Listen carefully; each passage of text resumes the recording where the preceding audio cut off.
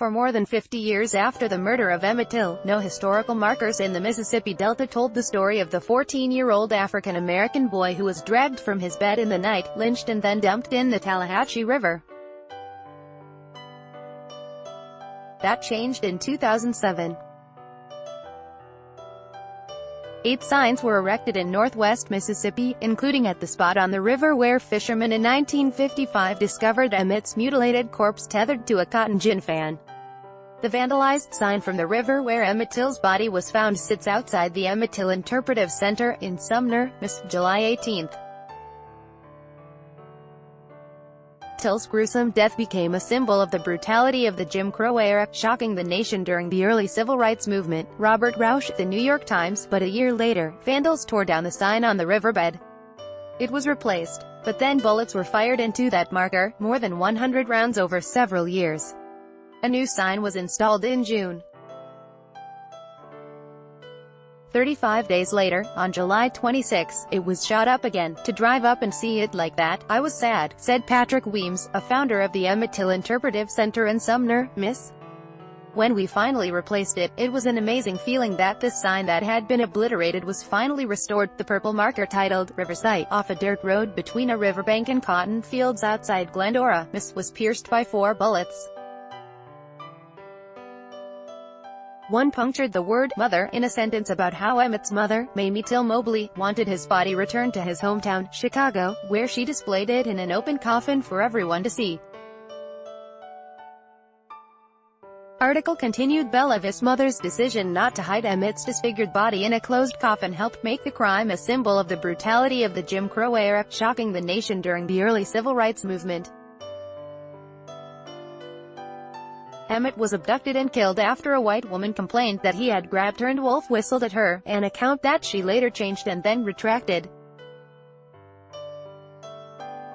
Woman tied to historic racist lynching of Emmett Till. Lead opinion, Shri Parad Kaur. The brutality of Emmett Till's murder still stings. Investigation reopened in brutal slaying of Emmett Till. Justice Department reopened its investigation into Emmett's death this year, saying it was based upon the discovery of new information. The federal government has not elaborated on what changed, but the decision appears to be linked to the woman, Carolyn Bryant Dunham, recanting her allegations. The current sign, which is identical to the one that came before it, was unveiled at a ceremony June 21. Several dozen people attended the ceremony, including Wheeler Parker, 79, a cousin of Emmett's who was 16 when he saw him get abducted on August 28, 1955. Article continued below. I'm not surprised, Parker said in an interview. People fear change, and when they see change coming, they will try to destroy things.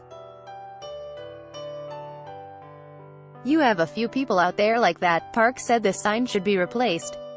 So did Annie Wright. Her husband, Simeon Wright, was 12 and sharing a bed with Emmett, his cousin. When Emmett was kidnapped, I would keep putting it up, and someone is going to get tired after a while, said Wright, whose husband died last year. It's hatred. It's all I can say. Weems said that 2 companies in New York had agreed to design and create a new sign made out of steel, which would be much stronger than the current one, which is made of a thinner metal. The companies will supply it for free, he said. For all that Emmett's case came to signify in the United States, it was largely ignored in the part of Mississippi where he died. There was a highway marker with his name on it, but that too was vandalized when the letters KKK were spray-painted across it. It was later completely covered in black paint. Weems said that, in the decades after Emmett's death, people in the Mississippi Delta region wanted to forget about the crime and act as if it had never happened.